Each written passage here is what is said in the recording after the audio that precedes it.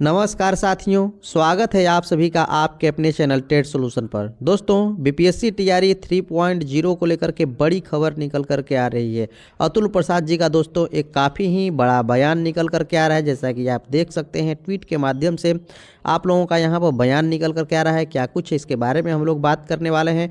और दोस्तों 15 से सभी शिक्षकों का बीपीएससी टीआरई के सभी शिक्षकों का विद्यालय में पोस्टिंग जो है आपको शुरू हो जाएगी।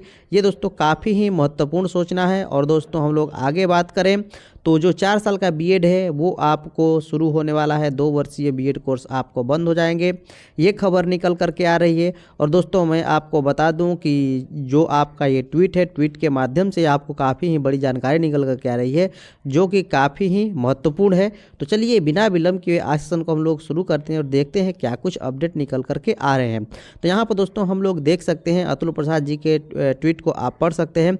यहाँ पर इसका हिंदी रूपांतरण भी है, इसे भी आप पढ़ सकते हैं। तो चलिए मैं पढ़ करके इसे आपको समझा देता हूँ कि इनका क्या कुछ कहना है। यहाँ पर आप देख सकते हैं क्षैतिज आरक्षण के बारे में बातें कही गई हैं।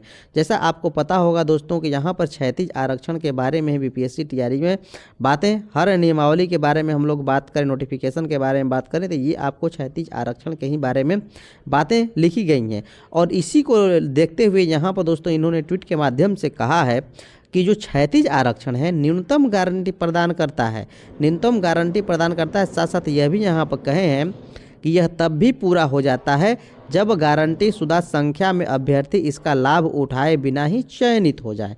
बात यहाँ पर समझने वाली ये है कि यदि हम लोग बात करें जो कैंडिडेट है उनका रिजल्ट हो चुका है तो इनकी सिर्फ आपको गिनती हो गई है कि रिजल्ट हो गया है तो वो भी क्षैतिज आरक्षण में आपको गिने जाएंगे, क्षैतिज रिजल्ट में गिने जाएंगे। अर्थात वो आरक्षण में का लाभ ले रहे हैं तो भी वो आरक्षण भले ही वो ज्वाइनिंग करें विद्यालय में या फिर ज्वाइनिंग न करें, यदि उनका रिजल्ट हो गया है तो उसके अनुसार से वो कैंडिडेट का एक सीट आपका ख़त्म हो गया। सीधा सीधा ये बात समझिए। तो जो यहाँ पर इनका बात कहा गया है कि क्षैतिज आरक्षण न्यूनतम गारंटी प्रदान करता है, इसके अनुसार ये तो न्यूनतम ही हुआ। यह तब भी पूरा हो जाता है जब गारंटी शुदा संख्या में अभ्यर्थी इसका लाभ उठाए बिना ही चयनित हो जाए, अर्थात इसका लाभ न उठाएं और वो चयनित हो जाते हैं। यहाँ पर आगे देखिए कहे हैं कि चूंकि गारंटी के तहत अंतिम उम्मीदवार द्वारा प्राप्त अंक कट ऑफ बन जाते हैं। यहाँ पर बातें कही गई हैं कि चूंकि गारंटी के तहत अंतिम उम्मीदवार द्वारा प्राप्त अंक जो है आपको कट ऑफ बन जाते हैं, जो अंतिम में सेलेक्ट हुए हैं वही उसका कट ऑफ होता है। इसलिए महिला के कट ऑफ पुरुष के समान या अधिक हो सकता है। यहाँ पर ये बातें कही गई हैं कि जो महिला पुरुष कहीं कहीं आप देख सकते हैं कि कट ऑफ है ये आपको एक समान है। तो इसके बारे में इन्होंने बातें कही हैं। और ये बातें दोस्तों कही हैं कि क्षैतिज आरक्षण न्यूनतम गारंटी प्रदान करता है, ये आपको मैक्सिमम गारंटी प्रदान नहीं करता है।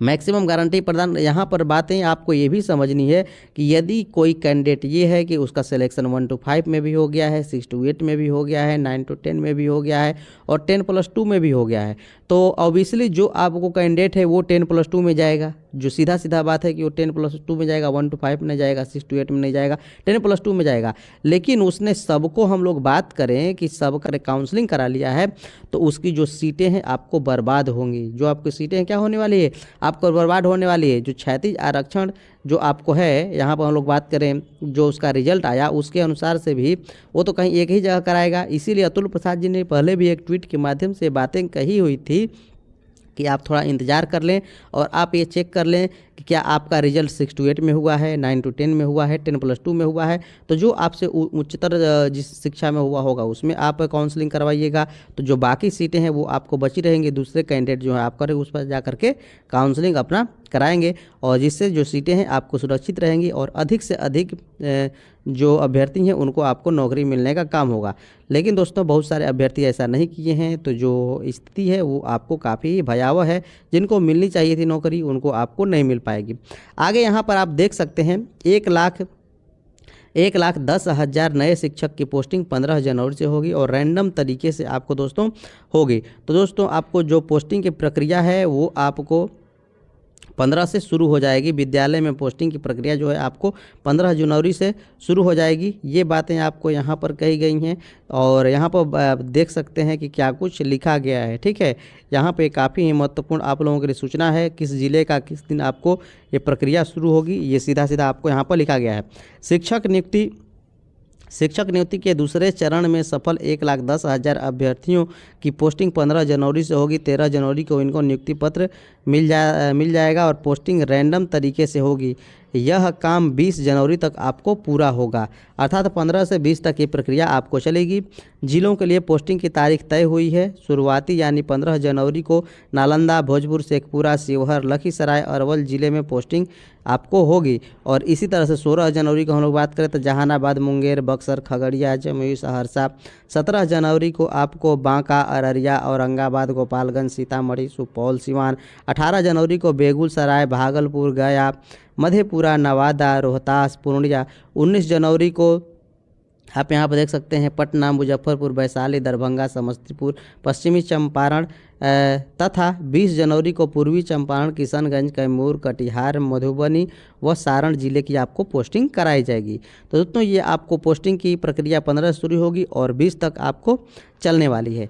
यहाँ पर आगे दोस्तों देख सकते हैं कि सत्र 2024 से 24-25 से बदलाव NCERT ने नोटिस जारी कर दी जानकारी। तो दोस्तों आपको पता होगा कि अब 2 साल का बीएड है ये आपको नहीं होने वाला है। अब जो आपको बीएड है ये आपको 4 साल का होगा। NTA से नामांकन लेने की संभावना, तो दोस्तों यहाँ पर आप देख सकते हैं ये खबर निकल कर के आ रही है कि NTA से नामांकन लेने की संभावना।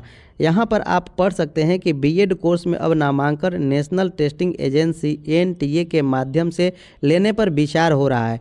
यह परीक्षा कंप्यूटर बेस्ड CBT मोड में आपको ली जाएगी। इसके लिए शीघ्र ही अधिसूचना भी दोस्तों आपको जारी होने वाली। जो बीएड के दोस्तों आपको परीक्षा है NTA से नामांकन लेने की संभावना दोस्तों यहाँ पर है। NTA आपको ये परीक्षा लेगी और वे भी दोस्तों CBT मोड में लेगी। कोर्स का नाम बदल करके इंटीग्रेटेड टीचर एजुकेशन प्रोग्राम कर दिया गया है। 4 वर्षीय कोर्स के लिए NCERT बना रहा है नया प्रशिक्षण कार्यक्रम। दोस्तों ये खबर तो मैंने आपको पहले भी दिया था, अब ये खबर आपको आज भी हमने दिया। यहाँ पर आप दोस्तों देख सकते हैं अब 2 वर्षीय स्पेशल बीएड जो है आपको के लिए मान्यता नहीं मिलेगी। अब जो है आपको बीएड होगा 4 साल का होगा और यहाँ पर जिनके पास मान्यता उन्हें दिक्कत नहीं है, ये बातें यहाँ पर कही गई हैं। आप यहाँ पढ़ सकते हैं। इस संबंध में पटना विश्वविद्यालय के पटना ट्रेनिंग कॉलेज के प्राचार्य प्रोफेसर आशुतोष कुमार ने बताया कि जिनके पास पहले से मान्यता है उन्हें 2023 तक दिक्कत नहीं होगी, लेकिन इसकी मान्यता किसी वजह से समाप्त हो गई है तो अब वे 2024 सत्र से 2 वर्षीय बीएड या स्पेशल बीएड कोर्स नहीं चला पाएंगे। सामान्य 2 वर्षीय बीएड कोर्स में यह पहले ही लागू कर दिया गया था। अब स्पेशल बीएड में भी इसी को लागू किया गया है। उन्होंने कहा कि 2 वर्षीय बीएड या स्पेशल बीएड कोर्स की मान्यता अब नहीं दी जाएगी। 4 वर्षीय बीएड या स्पेशल बीएड दोनों के लिए ही अब संबंधित संस्था जो उसे चलाना चाहते हैं उन्हें बीएड के साथ ही स्नातक के शिक्षकों को बहाल करना होगा और सभी जरूरी सुविधाएं व इंफ्रास्ट्रक्चर रखने होंगे। दोस्तों ये काफ़ी आपको बड़ी खबर है जो कि मैंने आपको पहले भी दिया था। और एक दोस्तों ये भी है, बायोमेट्रिक सत्यापन होगा फेल तो फोटोग्राफ, आधार और QR कोड से होगा मिलान। दोस्तों TR 1 के जो भी आपको शिक्षक हैं उनका बायोमेट्रिक वेरिफिकेशन हो रहा है और बहुत सारे शिक्षक कैंडिडेट का हम लोग बात करें तो उनका बायोमेट्रिक जो सत्यापन है वो आपको फेल हो जा रहा है। तो वैसी स्थिति में जब अंगूठा काम नहीं करेगा तो उनके फोटोग्राफ, आधार और QR कोड के माध्यम से मिलान किया जाएगा। यदि वहाँ पर वो सफल पाए जाते हैं तो निश्चित उनको पर आपको कोई कार्रवाई नहीं होगी, लेकिन यहाँ पर आपको कोई गड़बड़ी मिलती है तो निश्चित रूप से उनकी जो नौकरी है वो आपको जाने वाली है और हम लोग बात करें उन पर आपको कार्रवाई भी की जाएगी, वैधानिक कार्रवाई की जाएगी। तो चलिए, मैं ऐसा करता हूं कि आज का सेशन आप लोगों को काफ़ी बेहतर लगा होगा और आप लोगों को ये न्यूज़ काफ़ी बेहतर लगी होगी। तो हम लोग मिलते हैं नेक्स्ट सेशन में। और दोस्तों यदि आप चैनल पर नए हैं, अभी तक नहीं सब्सक्राइब किए हैं तो ज़रूर कर दीजिएगा।